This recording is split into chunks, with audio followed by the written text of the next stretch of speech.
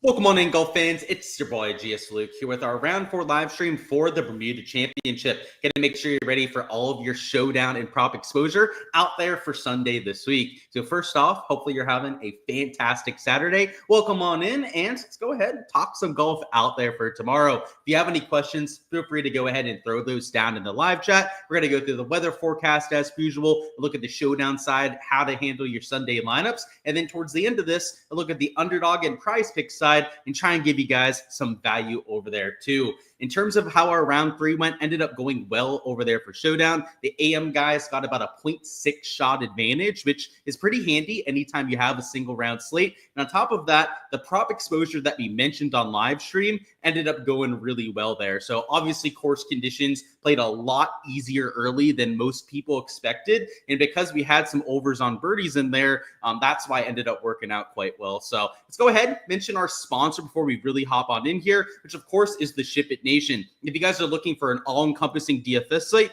make sure to check out Ship It Nation. They have pretty much every sport cover that you could be looking for, whether it's projections, player pool-based stuff, or even process-based information. They've got you guys covered. So if you use code Luke10 when you guys are signing up, that will give you a discount off any membership there and help support the channel at the same time. So that, of course, has been our presenting sponsor for quite some time. Let's go ahead and hop on into this thing. So to show you what I was talking about with the weather, you can see the advantage actually got a little bit larger as the day went on, and it looks like it ended up a 0.66 shot difference. So about 2/3 of a shot between the morning and the afternoon, guys, which of course it was threesomes off of both tees. So that splits it based on the first and second half of tee times. And considering that the wind really only kicked up for the last like 2.5, 3 hours of the day, the advantage could have been even bigger than what it ended up being. They thought the wind was going to kick up a little bit sooner. And if it had, I think that difference of about 0.66 shots could have been closer to an entire shot difference. So again, worked out well. You know, a lot of people in the community seem to do well out there on Saturday, but I was hoping it could have been closer to a shot. So maybe I'm greedy and whatnot. I want to squeeze out as much value as humanly possible. But out here for round 4, we're going to have the same kind of tee time situation. So they've already put up the tee times. It is threesomes off of both holes 1 and 10. And what you'll see with the weather is unlike what we had on Saturday, where it looked like the winds were a lot lower when they were starting play, which was expected. We knew it was going to be easy conditions for a little bit out there this morning. It was just kind of surprising how long those easy conditions lasted for. It doesn't look like that at all on Sunday. In fact, it's going to be in the mid-20s in terms of sustained winds over there in the morning. And just to make sure we're complete about this, I'll bring up all 5 models here on windy.com. You can see that the least wind that you have here would be about 19 miles an hour in the morning on this icon model. So it's going to be pretty windy out there, maybe even more so than what we had out there for round 3, at least a little bit more consistent than the wind that we had out there for round 3. So in terms of an edge out there for Showdown, I don't see a pocket of tee times being better than the others. This is going to be more so your traditional Sunday Showdown slate, where we're going to try and get 2-3 guys to go out there and get some placement points, whether it's a top 5, win, all of that with 2 or 3 of our players. And then the other spots, the 3-4 players that we have left over, are going to be where we're getting our leverage and our game theory in out there in our lineup. So the weather's not going to have a huge impact on that. We'll circle back on these averages, the weather, when we talk about props a little bit later. But round 4, with the wind a little bit more of a factor, is likely going to make it play closer to what we saw out there on Thursday, but maybe not as drastic of a change. So I would say the scoring average, probably around like a half a stroke under par, maybe even to a whole -1 scoring average if they do a lot of the changes that you saw for round 3. That included tee boxes on par 3s being moved up. You had a few drivable par 4s that they introduced into the mix, moved up tee boxes 1 or even 2 times and downwind. That's why it's still played to a -2.6 scoring average. So I think you're going to see a lot of that Sunday, even if it is going to be more difficult with the wind. I still think you're going to see some scoring because of how short this golf course is. So with that being said, let's bring up our DFS projections now and cycle into the Showdown side. So if you have any specific player questions, now is the time for it. Let's go ahead and give you a little taste for what I'm doing with out here on Sunday. And first off, welcome on in, Jordan. Cheers to you out here. I got my Red Bull trying to keep me up. I've got some UFC lineups to do after I get off live stream here, which, by the way, shout out to the Ship It Nation. I'll be using a few of their tools when I'm going out there and doing so. So just another example of a sport that they cover that they do a great job with and that your boy here uses himself. So let's start here towards the top end of the board, give you a taste of my process out here for Sunday, though. And you're going to have some placement points. That's not going to be the case with the first few players that we talk about here, but you're also going to have to try and get a little bit different in the process. And I think an example of a slightly leveraged play towards the top end of the board would be a Maverick McNeely or a Matty Schmid. And I'm going to go ahead and combine these two plays together, as the reasoning for getting to them is nearly identical. They're both high birdie percentage players, some of the best players in the field. In terms of form, Matty Schmid, number 1 in the field, gaining 2.4 strokes per round, which is, as expected, elite level stuff. And then you've also got Matt McNeely, who maybe isn't as elite with this form, but was towards the top of all the betting markets heading into this week. These kind of players are lower owned because they're not starting at like -10 like a Ben Griffin. Obviously, the -15 of a Justin Lauer is going to get a lot of attention towards the top. And those kind of players, Griffin, Lauer especially, because he's at -15, are much higher owned than a McNeely and a Matty Schmid.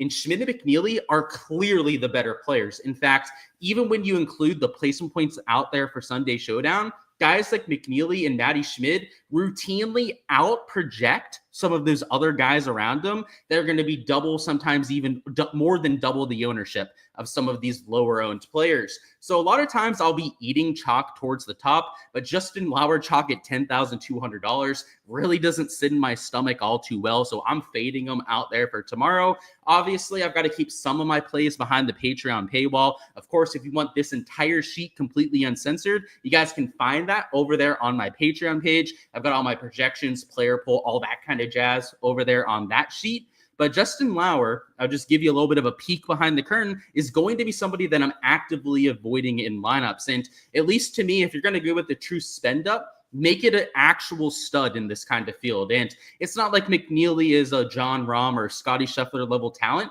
but in this kind of field, he is a part of that top 5 to 10%. So I'll play him at about 15%, which is far from unowned. And by the way, these projections for ownership are more so catered towards the large field GBP, where you're still going to see people taking shots on some of these guys not starting at the top. But if you're playing in a single entry or a smaller field contest, especially some of your higher dollar stuff, as when you're getting like over $100 entry fee, I think you're going to see guys like McNeely and Matty Schmid perhaps be even sub 10% ownership. So if you're in those kind of formats, if you start with a guy that's not up there towards the top end of the board, it's going to give you a little bit more leverage than it will in those large field GBPs. Just because large field GBPs, people know that you have to have the absolute nuts. They're going to take a shot on guys like McNeely and Schmid. In those contests, you're obviously trying to beat a lot of other people. So people embrace that aspect out there in the large field GBPs. So that's why I've got guys like McNeely, Matty Schmid there at about 17% ownership. But just know in some of the other contests that they could be even lower out in better leverage plays, better plays in general because of that lower ownership. A guy that I'm taking a stand on, trying to get some placement points, which regardless if you're in a single entry 2 to 3 max, regardless if you're in the large field GBP, you're going to need some placement points at some point. Andrew Novak is my favorite option for that. He's starting at -16, so he's tied for the lead. And on Data Golf, when you look at the betting odds, he's got better than a 37% chance to go out there and win this event. I believe Data Golf had him at like 38% chance. His implied betting odds are a little bit over 40% chance over there on the sports books. So they clearly have a lot of faith in him going out there and getting this done, largely because of his ball striking prowess. If you take a look at the top end of the board, by far the most consistent ball striker the last 6 months has been Andrew Novak. He's a stout off the tee player. He's not the longest, but he is a relatively accurate driver when he's playing well. And he's the best iron player of anyone in this field, and especially of the guys towards the top end of the leaderboard. So there's a lot of scrubs up there. I mean, you've got Campos. You've got a lot of guys that Even Lauer, with the exception of the last few weeks, right, hasn't been in contention very often out there in the PGA Tour. Novak, it's not like he's a regular towards the top, but he has the most sustainable skill set of any of those players. Some of the other guys, a little bit putting dependent. Players that maybe caught fire this week, like especially with Campos, his form has been dreadful all this year. Maybe it's the baby narrative. He just had his kid 5 days ago, so he has that going for him. New dad swag out there on Sunday. But Andrew Novak, in terms of the numbers, the raw stats, the sports books, this is your quote unquote most for sure option out there for Sunday. But it's a 4-letter word, golf. It's an extremely variant sport that we play DFS for. So obviously he could blow up. I'm not playing him in I believe it's like 55% is going to be my target out there for Andrew Novak exposure. So I'm going to be getting over the field. You can see I have him here at about 26%, but just like a player like McNeely Schmid might be a little bit lower owned in some of the single entries, some of the smaller field GPPs. In your higher dollar stuff, some of your smaller field contests, I could see Novak being close to 40% ownership. So if you're going to play in that kind of format, it makes players like an Andrew Novak, in my opinion, worse plays. It's not just the fact that they're going to be higher owned, but it's also because in those smaller field contests, you don't have to have the absolute nuts to take it down. Part of the reason that you play guys like an Andrew Novak in the large field GPP is because if he goes off and he has like a -5, -6 round, makes a bunch of birdies and ends up winning the event, you have to have him out there in the large field GPP. Like no ifs, ands, or buts. He's going to be in the optimal lineup, right? And when you're entering against like 2,000 other entries, someone's probably going to get pretty close to that optimal lineup. It's not necessarily that same case when you're playing in a single entry or a smaller field GPP. You don't always have to have close to the nuts to go out there and take it down, which especially if Novak in those kind of smaller field contests is going to be way higher owned, you can quickly see why there's not as much incentive to play a super chalky player like that. So in the past, 2-3 years ago, I would have said, oh, single entry, you can take some more ownership, get away with it. That is technically true. I think a lot of people play that way out there in single entries, hence why he might be close to 40, maybe even 50% owned, but it's not necessarily true, as we just outlined. So I think he's more of a GPP play for me, which is kind of crazy to say, even though he's 26% owned, but you're going to have some chalk out there in the large field GPP to go out there and have the absolute nuts. Jacob Bridgman would be a slightly lower owned player that I'm getting to. And believe it or not, Jacob Bridgman is a top 3 birdie maker of anyone that was in this field. Of anyone that made the cut, he is a top 2 birdie maker out of anyone that made it. So at $8,500, he's got a lot of birdie or better upside. In fact, some of the higher firepower of anyone out there in this field. And he's only about 13.2% owned. So he's being overlooked, especially compared to guys like even a Robbie Shelton, a Mark Hubbard, especially an Andrew Novak. You can see about double the ownership out there on him. And Bridgman, though he's not at an amazing spot, he's not starting in the lead. He's not starting in the top 5, top 10.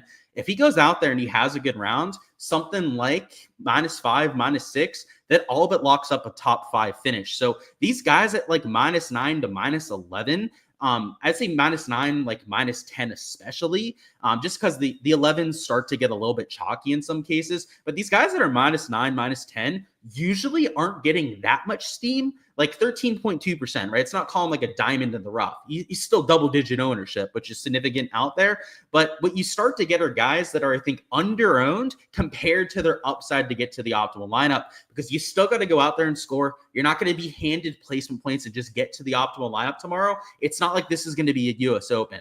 As I mentioned off the beginning of this video, there's a reason why I brought this up. The scoring average is still going to be under par, most likely. Probably half a stroke under, maybe even an entire stroke under par, depending on how they set up the golf course, which means you're going to see -5, -6 rounds. To get to the optimal lineup, this isn't a US Open where you shoot even par, you finish in 3rd place, even 2nd place, get those placement points, and then make it to the optimal. You're still going to have to shoot that -4, -5. Which is why guys like a Bridgman, this kind of part of the leaderboard, -9, -10, are great plays because they're lower owned and they have a marginal difference in terms of their actual optimal percentage compared to some of the other top end players. So maybe you have a little bit less incentive to play them because you're not going to have as much of that hit rate, but at the same time, I really like guys like a Jacob Bridgman. So my mouse actually unplugged there, but it looks like I fixed it. So let's keep going with this. David Lipsky here at minus 11. He's 14.5% owned. So kind of like Bridgman, it's not like you're getting massively different here, but compared to some of the guys that are minus 12, minus 13 or better, you're seeing significantly lower ownership. In fact, of the guys that are like Sam Ryder down here, I've got, and especially like these guys in the 8K range, like Wesley Bryan's well over 20% owned. Like I'd rather have Lipsky at 14.5%, who's also been playing really good golf lately. In fact, he's number 12 in the field in terms of recent form ranking. He showed up on multiple leaderboards already during the fall swing. A lot of really good golf played for David Lipsky, which he's normally very inconsistent, but he's been pretty consistently good over here during this fall swing. I'll play him at 14.5%, which is definitely a little bit higher owned than some of the other guys around him. But the reason why he's not like 25% is you've got Whaley there. You've got Alex Smalley at minus 11, Hayden Springer, who's taken away some ownership. There are enough guys here at the top end of the 7K range where not one of them is going to be like 25%. It's all relatively spread out. So if there are 1, 2, maybe even 3 of the guys there that you want to play, then play them, right? You can't play like all 5, 6 of them that are getting ownership, but if you want to take 2 or 3 of them in lineups, you can make it work like I'm doing there with David Lipsky. Hayden Springer would be another one of those players that I'm using. I've got him at about 10.7% projected ownership. Hayden Springer is at a perfect spot to move up and grab some placement points, and he's a high birdie percentage player. He's played decently here in 2024. It's his first year ever on the PGA Tour. Of course, shot 59. That's his main highlight this season. You can see it with the 59, but it's not just that round. He is not afraid to go low. He's got an extremely wide range of outcomes. In fact, if you take a look at the percentage of rounds gaining over 3 shots gained in a single round, he's in the top 5% of the entire PGA Tour. So he's up there with guys like a Cameron Young. He's up there with guys like a Ludwig Aubert that are known for just going absolutely nuclear low. And then you've got guys like a Hayden Springer, who that 59 was one of those rounds, but it wasn't just that performance. He has scared first-round leader more than a handful of times already this season. And on a Sunday Showdown where, he's getting some attention, but he's not chalky over here in that 7K range, he's in the perfect position to go out there, post one of those -5, -6s, and get to that optimal lineup. I also like a Pearson Cutie. He's down here at -9. I still have him getting some ownership, as you'll get with these guys that have placement point potential. But what you're not going to see me playing is a Campos, who's like 20% owned, a Sam Ryder, who's a little bit higher owned. And there are other guys in this range that I'm avoiding that are at this like -9, -10 range. But I think it's a good idea to mix a few of them in. So one that I like would be a Pearson Cutie. I think he's just a better player than most people give him credit for. Had the near win earlier this year in the alternate field event. He's a high birdie percentage player as well. He's extremely young. He's extremely raw, green out there in the PGA Tour. That's likely why he hasn't completely grown into his skill set yet. But I've heard a lot of players say that this is like a future superstar. So I've been early on him. I play him often, a lot more often than other people out there in the industry. And the place where I've found the most success with Pearson, he tends to be a little volatile. We usually have like 1 blow-up round per event. But in a showdown format where we just need him to go out there for 18 holes and keep it together, I've had a lot of success with Pearson Cutie. So 10.2%, he's getting some ownership, but he is also at the portion of the leaderboard where he could make a real dent with those placement points. Kevin Kisner's at that same spot.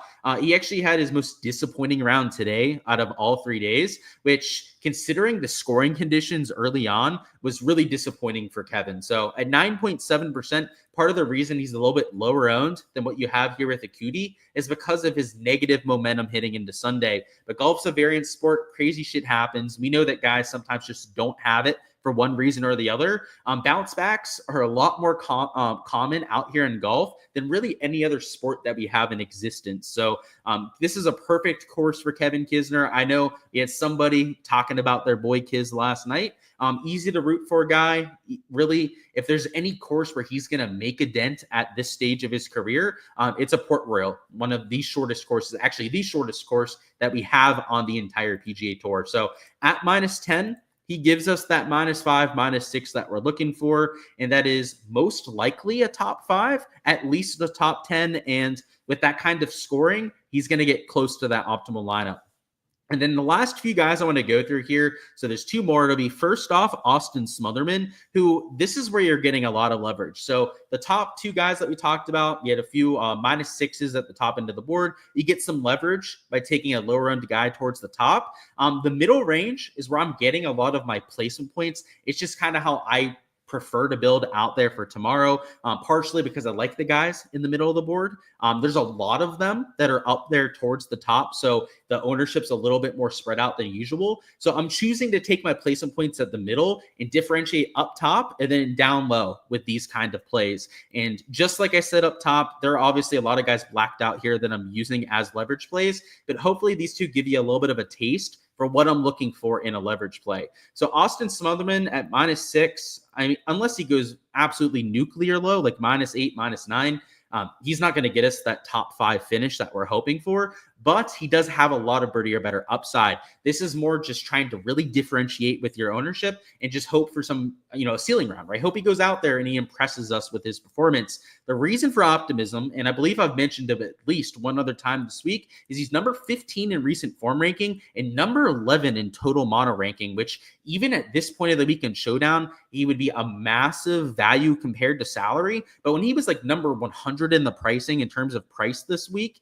and he was here at number 11 in total mono ranking, he was like the best value on the board. So I played him for main slate. He really hasn't done anything this week to really pay that off quite yet. But what I like about Smotherman, the reason why I've talked him up on the channel for like 3 years at this point, if you're an OG on the channel, you know Austin Smotherby and Money, as we used to call him on here. The guy goes for broke.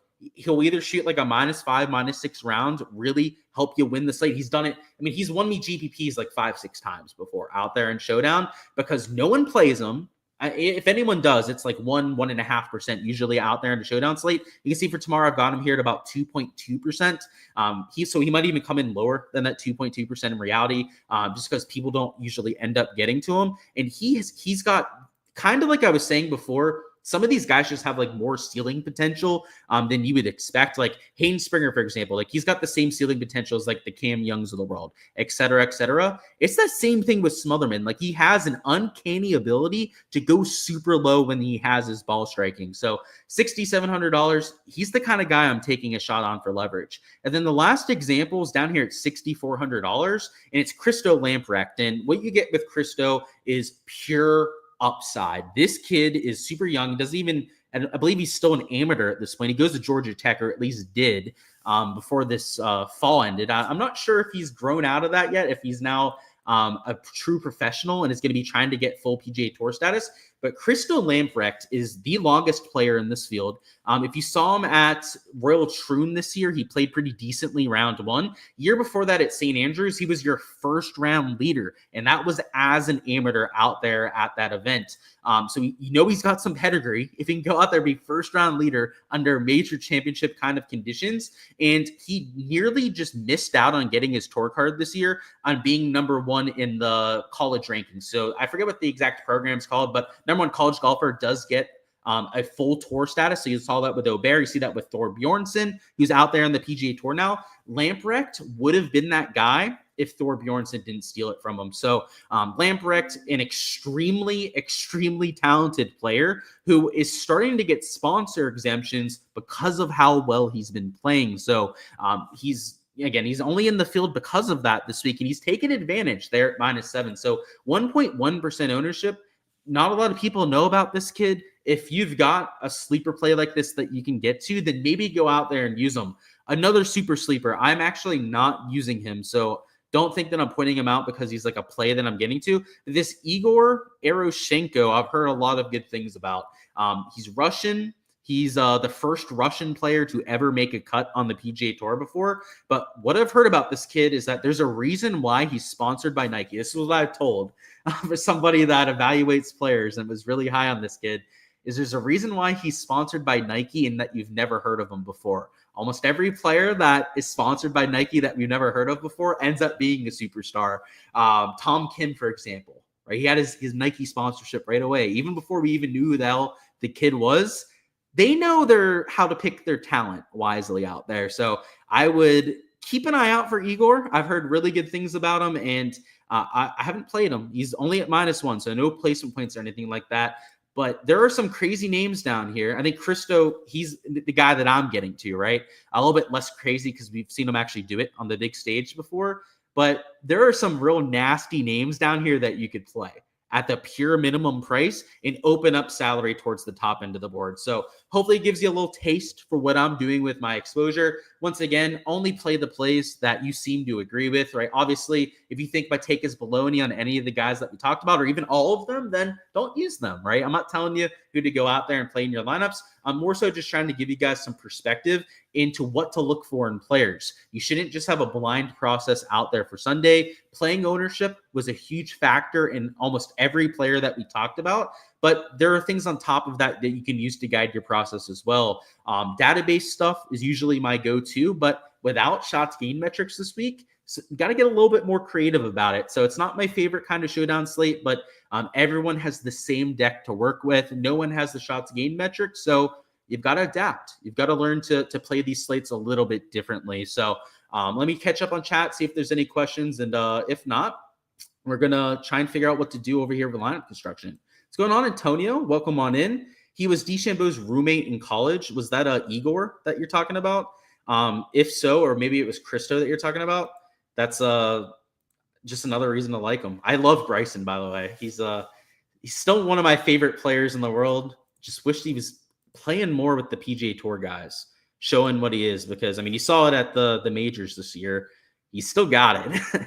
Let's go through some of this Draftkings stuff, though. So what we're going to do before we head over to the prop side of things here in a minute is just give you an idea for your lineup construction. And the way that I like to really simplify my process for Sunday Showdown is I just get my placement points done right out of the bat. So if you're playing in the large field GPP, you want 2-3 guys that can finish in the top 5, top 10. You could make it 4 guys if you really wanted to get chalky about it. But especially at a birdie fest like this, I usually say 2 or 3 guys finishing in the top 5, top 10, because you don't need that. It's more so about making those birdies, getting a -5, -6 round. As I've mentioned a few times during this live stream, that's the more important aspect. So I'm just going to knock out the placement points, and so we can kind of forget about them, because it's not what you should be fixated on when building your lineup, right? So I think a good way to get past that mental block, I feel like a lot of people, that's like all they're thinking about when they're building their Sunday lineups. To get past that kind of mental block, just do it and then move on from it, right? So let's do that right now. Let's take Novak. You guys know that I think he's probably going to win.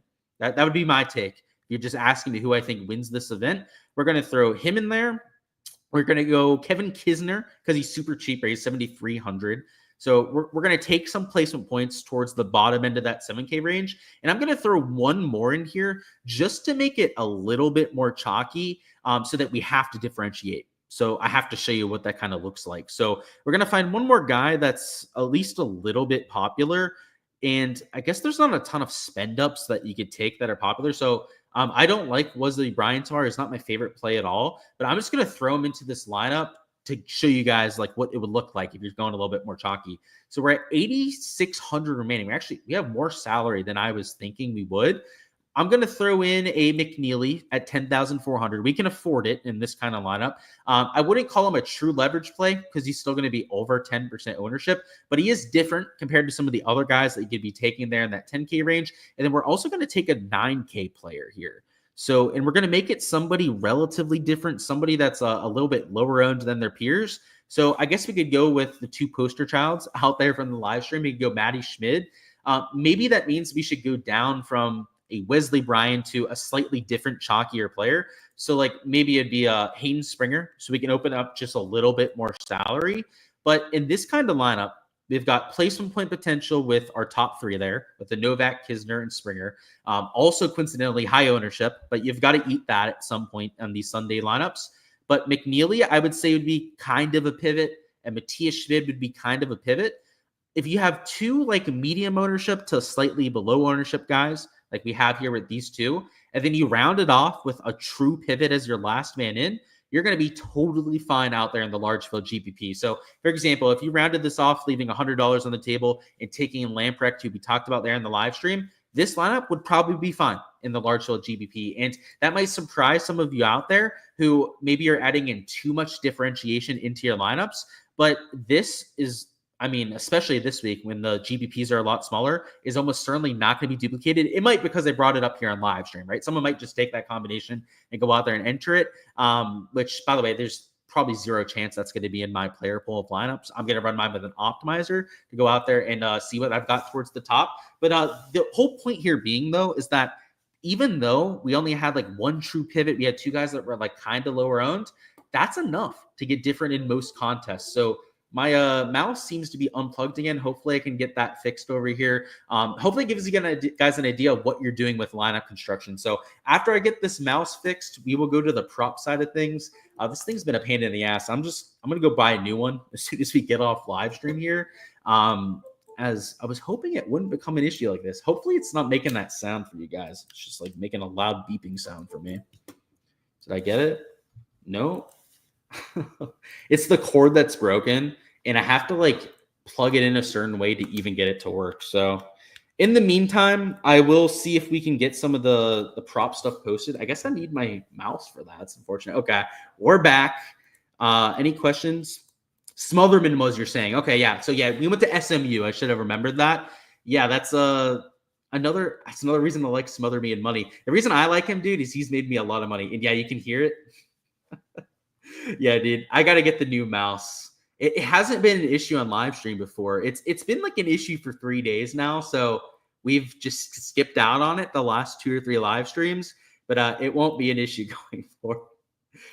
Dude, I'm playing COD. So think about it this way, Antonio. Last night I'm playing COD and Counter-Strike in the middle of like a competitive match. I play competitive esports with my buddies, and my mouse doesn't work. I'm trying to shoot guys in Call of Duty and I can't do it. I mean, it was brutal to say the very least. Let's talk through some prop stuff now. So here are the averages out here for each event. And then we're also going to take a look at PrizePicks and Underdog if they have anything posted. So stroke average was about minus 2.6 for Bermuda, which was very surprising considering the forecast that we had. Obviously, conditions were a lot calmer than what they forecasted for. Birdie average was nearly 5 per round. But with almost all the forecasts agreeing out there for Sunday, I don't think we're going to see that same kind of scoring. It's probably going to be at least a shot harder than what we had out there this afternoon, which is kind of what we have the scoring average. If you split it by wave, you can see it was nearly 0.7 shots harder out there in the afternoon. But that was after guys had played well over half their round. So it was like 0.6 shots harder for like the last 40% of the round. So imagine if that's extrapolated over the entire 18 holes that they played.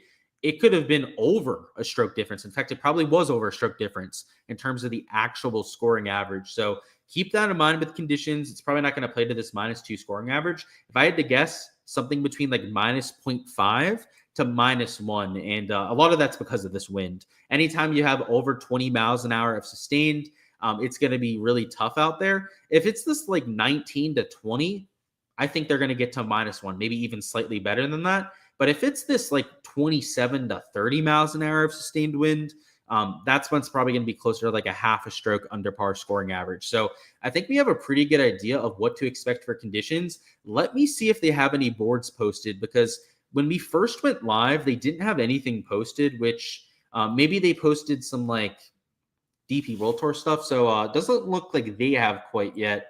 Let me actually bring up PrizePicks and do that for everyone. And hopefully they've got shit posted. If not, I'm going to have to give you guys more of like a game plan of what you guys can do. So let me share my screen. I want to bring up some of the sports books too. Okay, there's Draftkings. There's FanDuel. Okay, there's Caesars too. Hopefully PrizePicks has got us covered here. I'm assuming they do, right? It's been long enough at this point. So they have Euro golf stuff posted. And then we'll do like 10, 15 minutes on that. And then hopefully we'll be able to get, oh my gosh, there goes the mouse again, guys. I'm sorry that it's making that sound.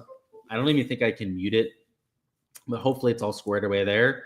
We'll go through some Euro golf stuff, some DP World Tour stuff. And then, yeah, I know the odds are posted. I saw that too. I was actually looking at them before we went on live stream, Antonio. They all have the odds posted, which even at that point, I was surprised that PrizePicks didn't have anything posted, because usually within like 5-10 minutes of them doing that, they'll have everything up. So that's kind of annoying. Maybe their lines maker, whoever's making the lines, are just out, right, doing something.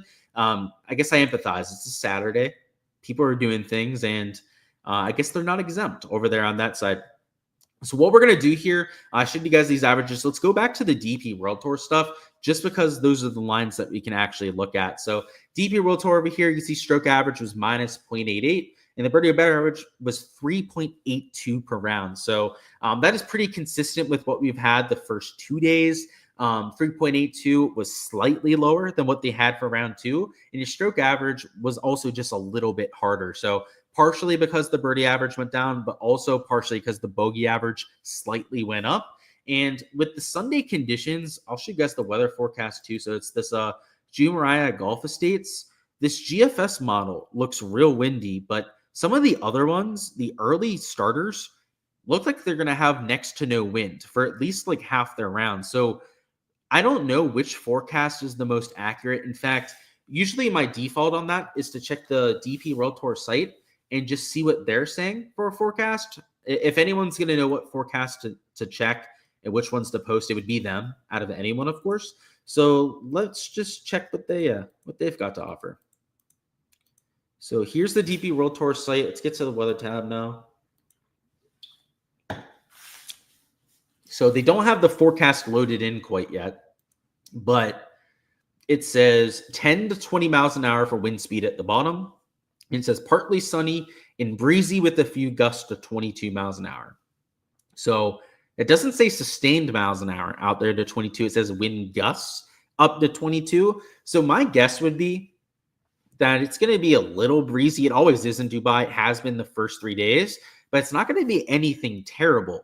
And if we go over here to the DP World Tour stuff, just so I can show you what they actually had for round 3, the forecast was a lot worse out there for Saturday than what they ended up getting. So you can see up here towards the top, they got like 14, 15 miles an hour sustained out there towards the afternoon. The forecast here in Data Golf actually has it getting up to that 20 miles an hour, but they've been wrong all 3 days. It's actually been a lot calmer in Dubai than what they've been calling for. This could end up actually being correct out here Sunday. These meteorologists, who knows, right? Maybe they'll fix their model and get it right out there by Sunday. But my guess would be, just based on what we've seen the first few rounds, is that conditions, I would imagine, are going to be very similar to what we had for rounds 1 through 3. So just to show you, round 1 played 0.44 under, round 2, 1 under, round 3, 0.88. I would think that it's somewhere between these three. Maybe it's a little bit easier than this 0.44 under. Maybe it's a little bit harder than this 0.88 under par. After all, it will be Sunday pin locations, so they could be trying to trick it up just a little bit out there for the last event of this entire season. If you don't know, this is their DP World Tour Championship, so it's literally the last leg of the Super Bowl at this point, right? Fourth quarter of the Super Bowl that we're playing over here on the DP World Tour. So if they're going to make it tricky, they do it on Sundays at this event. Which, speaking of, I actually want to see what they've done at this event in the past. So let's see what the scoring has looked like on Sundays. So last year, it was the second hardest round, but the scoring was a lot easier that year. So I don't know if it's the best example. Let's take a look at this. So it was actually the easiest round in 2022.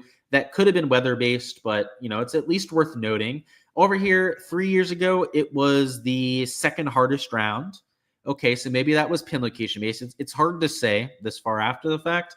And then back here in 2020, same golf course, it was the second easiest round over there. So I don't think we got any sort of conclusive data after checking that. I was hoping that it would be we'd see more of a trend, I guess, out there from that data, but that doesn't seem to be the case. So I'm going to assume that it's going to be slightly harder pins just because it is Sunday out there. So let's take a look at the board now. And I'm assuming that we're going to have some odds to compare to. We've been getting them on Draftkings and on Caesars the entire week.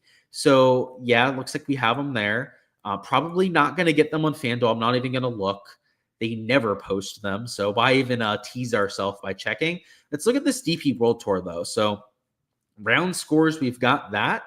And I just want to do some window shopping before we take a look at this board. So Adam Scott is minus 145 under. You've got McIntyre. He's minus 140 for the over, but he is down there at 69.5. Terrell Hatton, same thing. He's minus 150 over, but he's down at 68.5. On the converse, you've got Joaquin Niemann. He's used under at 69. So the common projection here is 69 for your studs. That's kind of where they have had a Joaquin Niemann. based on the juice that you guys see here. That's what they're projecting for. And then guys that are a little bit lower tier, so like Adam Scott, Robert McIntyre, for example, they've got it about 70 strokes. So if they've got a guy at 70.5, you can see that they're juiced under. And on the other side of that, a McIntyre who's down at 69.5, well, they've got him slightly juiced towards the over. So that gives me a good idea of what we're going to see for the rest of the pricing. You can see that trend kind of holding here. Like a Tommy Fleetwood, right? He's juiced way under at 69.5 because he's one of the studs. Billy Horschel, he is like a step down in talent level, is projected way under at 70.5. They'll put him down at 70. So you can see that trend holding up. And I guess the one exception here might be Rory. But even Rory, who sometimes they have him priced better than the field, my guess would be is because he's in the lead that they're assuming that there's a little bit of a choke factor there with Rory, which I actually think is pretty fair to say given his track record. But he's at 69, like some of the other top level players, if you look at the juice. So I don't know if I agree with that. Rory is clearly better than guys like a Fleetwood, than players like a Neiman, a Terrell Hatton, et cetera, et cetera. So depending on the line that we're getting here, so he is at 68.5. I was going to say, if we had a 69 projection, I might consider taking that. So that's it over there in Caesars. Let's look at DraftKings. So the odds look very almost identical, I would say. You do have Fleetwood, who's all the way at minus 155 now over here on DraftKings, which I would say I agree with. In fact, I'd probably even put him at 68.5 and juice him over if I was doing that myself. Like I have him like minus 150 for the over at 68.5 if I was setting the lines. But hey, I guess they're giving us a slightly softer line up there at that number. If we're going through this a little bit more, so Shane Lowry, pretty much the same kind of odds that we had on Caesars. And I don't see anything that much different other than that we have more selection. So we've got guys like Tom McKibben over here who we should have a line for over there on Prize Picks. Nakajima, we could have a line for. I'm not sure what we have posted. And there's Rasmus as well. So speaking of, let's see what the pricing looks like. So we already knew what Rory was at, but you've got Shane Lowry at 69.5. These guys are down at 69 like they should be. But like there's Joaquin Neiman, right? He was minus 140 over there in Caesars. His line on DraftKings is minus 130. So it's not a massive lean towards the under, but we could, at the very least, we'll keep it in the shopping cart for right now. I don't think that's a terrible lean. He's obviously a really good talent. Let me see if they have a Moeller prop. He's quickly becoming one of my favorite players on the DP World Tour, and he's really good. So no line posted, unfortunately. We can't use that to compare to.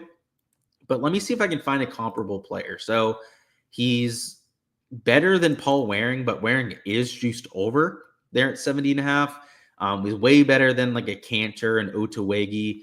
Cantor is even money at 70.5. So yeah, maybe not the kind of value that I was hoping that it would be. Let's look at Justin Rose. Does he have a line posted? I didn't see one, but let me double check just in case I ended up missing it when going through. So yeah, there's nothing posted for Justin Rose, but like a Billy Ho is minus 155 under. Billy Ho is definitely a little bit of a step up from Justin Rose at this point, but I don't know if that's like a massive gap. Like same thing with Adam Scott. Like he's maybe a little bit better than Justin Rose right now. I don't know if he's like massively better though. What about Thorbjorn? Do we have Thorbjorn odds? I didn't see it. Yeah, no Thorbjorn odds. I don't know if he had odds. I feel like he might be juiced under 70.5. That's just me guessing though. Of course, I can't read the mind of these books. Let me see what we have for birdies. And speaking of, we don't have birdie lines posted on DraftKings, but we might have them over here on Caesars. So let's go over to that. Let's go to that tab and see where they have everything posted.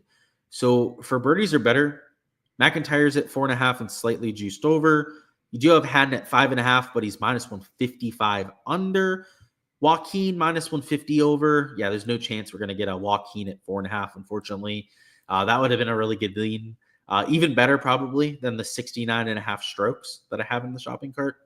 Let's look at a few others. So guys like Rosner, Svensson juiced under at 4.5, considering the average is 3.8. And they're a clear step down from some of the PGA Tour level players. That would make sense.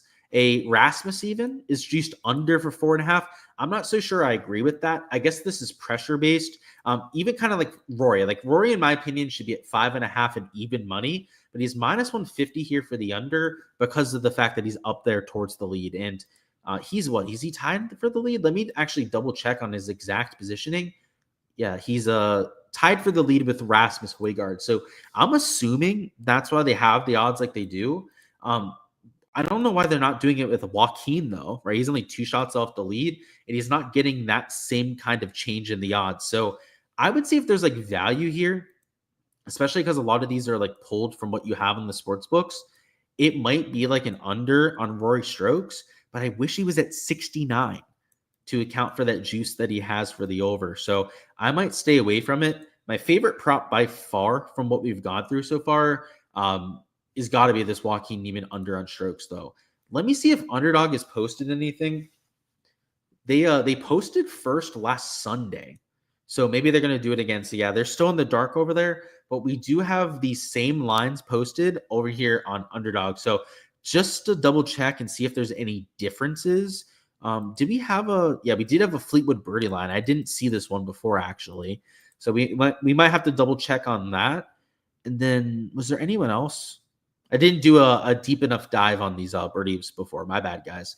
And let's see what they have here in Underdog.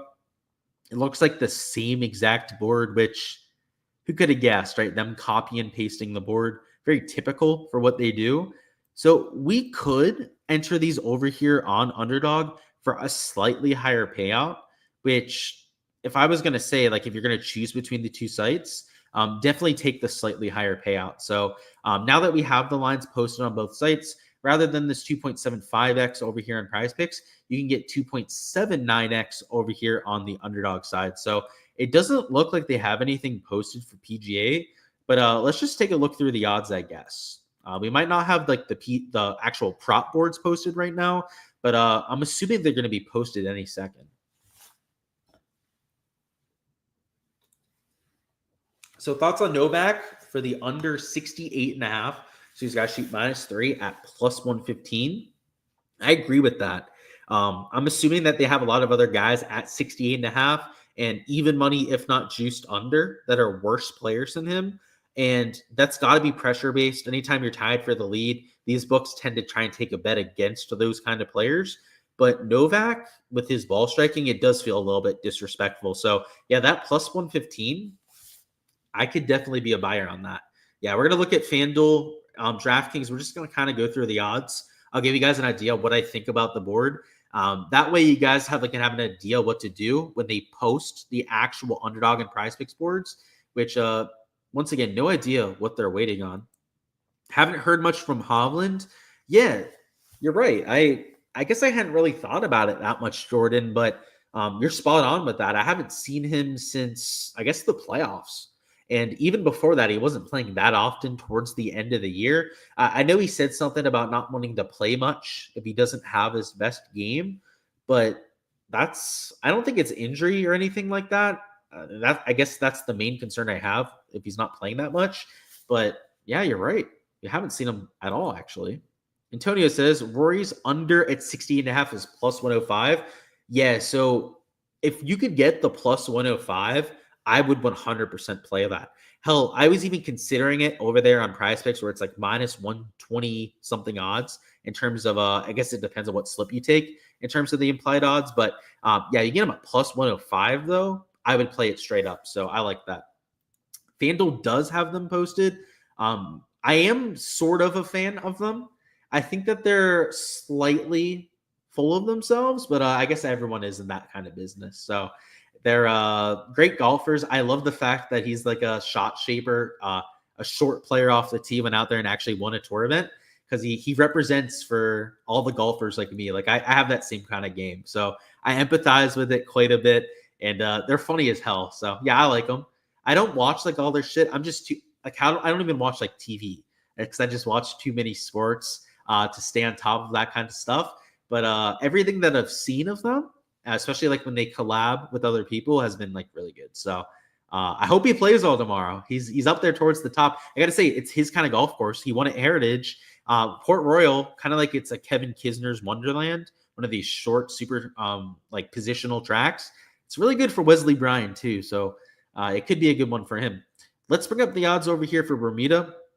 So we already have them up over here in FanDuel, and let's do the same thing here on Caesars as well. So they even have birdie lines posted here on Caesars. So I'm not sure what these sites are waiting on. Maybe we'll get our wish while we hang around here for just a little bit.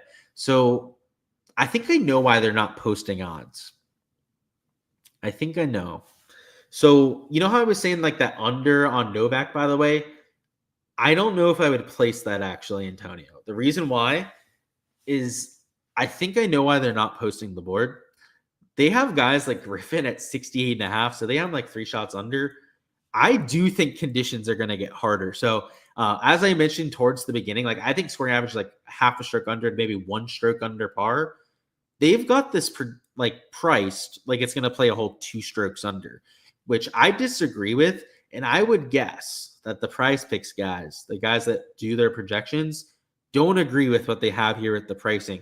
So the reason why they're able to do it so quickly at times is if they agree with the pricing on sportsbooks, I'm sure they just like copy and paste, maybe adjust a few if it's like a minus 150 odds kind of prop, and then upload their board. That's probably their process if they agree with the board. When they don't, though, is when they have to be a little bit more selective about it. My guess would be is that Prize Picks, when they actually upload their board, which will probably be the first one to post, is going to be different than the sportsbook odds. Is that like I could see them having guys like 0.5 do an entire stroke higher than what they have here in the sportsbook. So let's see what actually ends up happening. Let me refresh this just in case they posted stuff and I didn't catch it. So still nothing posted for PGA quite yet, but I feel like there's a chance they might do that. So for now, I'm going to take this DP World Tour stuff out of the shopping cart. And I ideally want to try and find some PGA leans that we can use in props. So let's go back to the odds list, I guess, and I'll show you guys some of the guys that you might want to keep an eye on. So some of these guys are lower tier players, which I guess if we're looking at fades, we could take a look at them later on. But I want to try and find some positive stance plays if we can. So Wesley Bryan, he's minus 145 for the under 69.5. So he's pretty much at a 69 projection is what that's implying there. I don't hate that. I seem to agree with that. He'll probably be at 69 strokes if I had to guess, if they're going to follow the sportsbook odds out there and these kind of props. But because of the delay, I am wondering if there's a chance that Prize Picks just disagrees with what they're doing here. They might just be out of the office, like I was saying earlier, just touching grass, right? Not doing their job quite right now. But there's a chance that we get some pricing that's a little bit wonky compared to what we get there. So if that's the case, it might be easy to take some unders. Like they might have some guys at 70.5, 70 strokes that we might not have expected to get there. Like they might have guys like Ben Griffin at 69, maybe even like 69.5 if they don't agree with the sportsbook odds. If that's the case, then it's probably unders on those kind of numbers. So we'll have to see. I think that these odds that we have on books, like they're decent. So like the fact that like and I said before, like, oh, like I don't know if I'd enter that prop with Novak. I probably still would. I still think it's a decent lean, but I do see the red flag that's being thrown up right now. Like I definitely could see it playing a little bit harder. But yeah, Novak with the form that he's had this week to shoot -3, like that's still probably pretty reasonable. Where are we at? Yo, Luke, curious on any action on Michael Chandler today or Stipe. So I haven't put anything in it and anything done in for UFC yet. I actually have some lineups reserved, so I've got to do a lot of research for myself. Michael Chandler is a finisher if he's going to go out there and get you a top score. So I don't want to give away too much of my MMA process. I don't do content for that, so I try not to give away some of my edges on those kind of sports. I'll do it for golf. It's my job. I do content for golf and whatnot. But when I'm looking for UFC fighters, it's all about that ceiling potential for me, right? I want somebody that can go out there, give me a finish, preferably first or second round finish to make the optimal lineup. And especially when we have a big card like we have tonight, when they put a lot of the exciting finishing kind of fighters on the card, when you have so many of those kind of fights, and there's a lot of those guys that classify as finishers on the card, you want ceiling potential. And The one thing that Michael Chandler definitely has is finish potential. Stipe, on the other hand, he has some finishes, but he doesn't, it's not like he's like a prolific finisher out there. So I would say that Chandler's probably going to be in my player pool. I still have to do my research. I have no idea what his ownership or price is. He's underdog, so I'm assuming he's cheap. And I'm assuming he's relatively low owned, right? Because he's the underdog. But yeah, if that's the case, I'll probably have some Michael Chandler in lineups.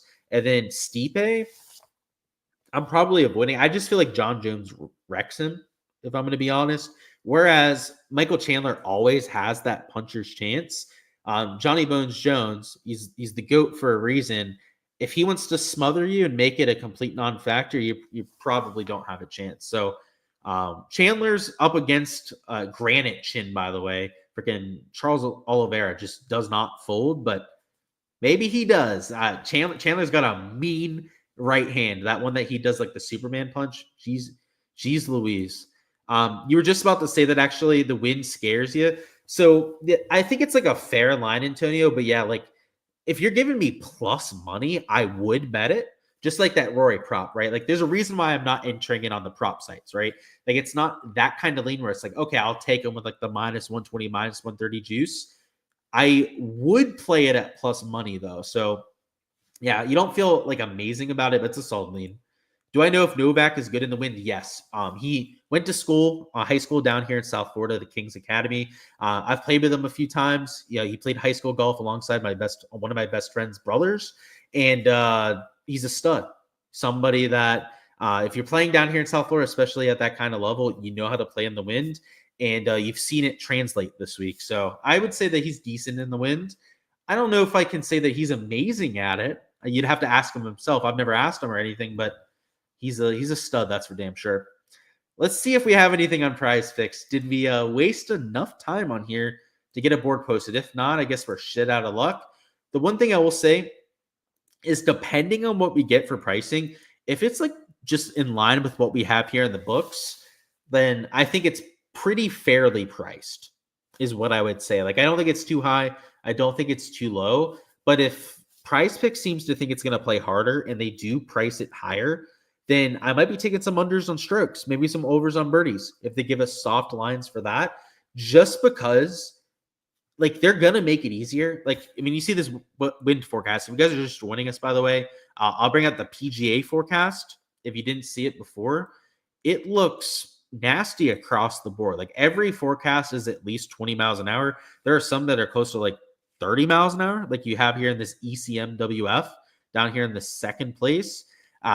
Either way, though, even if it is only like 20 miles an hour, that is still going to be brutal out there for Sunday. So, like, I think that they might make it slightly harder, but they know this is the case. Like, they're not idiots, right? Like, they can look at the weather. They can adjust for what we're going to see. And just like today, they made it a lot easier because of the winds that were coming in. You're probably going to see some par threes moved up. Par fives might even be more scoreable because of the wind that you have. So I don't think it's going to play like way over par. Like they're not going to embarrass the players with that sort of thing. The only way that would happen is if that second model, like this one that has like the 30 miles an hour sustained wind, if this happens and then they don't make the course easier, it might play over par. But it would require both of those things to happen, right? You'd have to have a ton of wind. In fact, like you'd have to have the worst forecast imaginable. And then you'd also have to have them say, you know what? Screw it. It's Sunday. You're getting screwed out there by the wind, which I would say that both of those things are highly unlikely to go out there and happen tomorrow. So that's my take on props. Unfortunately, we're not going to have the lines to go through. If they post the fair lines, I think you can take some overs and some unders out there on the board for strokes. Like you're going to be able to find guys that are probably mispriced. Like maybe some of the, scrubs that are in contention that are at too high of a birdie line or at too low of a strokes line that you might want to take for an over, hoping that they choke out there on Sunday. And then on the flip side, they might post some studs, like guys that maybe struggled this week, but are like some of the best players in the field at like lines that are higher than they should, just because of how they played so far. So obviously do some price shopping, do some line shopping out there. I think it's the kind of slate where you can easily get rid of the multiplier. And on that kind of slate, I usually like to play an underdog over Prize Picks just because and I'll show you an example here with the DB World Tour. Like you take an over and an under here in Prize Picks, and it just gives you 3x, which is like the normal payout in Prize Picks.